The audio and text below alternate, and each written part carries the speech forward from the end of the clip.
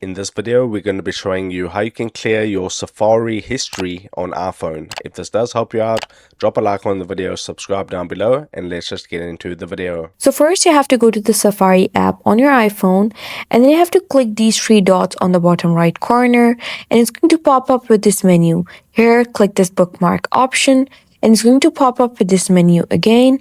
And now you simply have to click this icon over here, and it's going to open up the history for you. Now click these three dots on the top right corner, and you have to click clear. Now you can choose the clear time frame, like you can choose last hour, today, today and yesterday, or you can just click all history. Once you click all history, it's going to choose that option, and now click clear history, and it's going to clear all the history for you. And you can click this cross and choose a specific date. And here you can just manually clear this history by selecting it. Just hold and press this option and then click delete, and it's going to delete this history for you.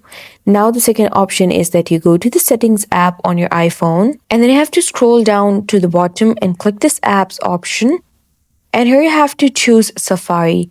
You can search for it using the search bar, or you can just go to the S section, and here you have to find the Safari app and click it. Once you do so, you have to scroll down, and here you'll see this option that says clear history and website data, and click this option and clear your history and website data.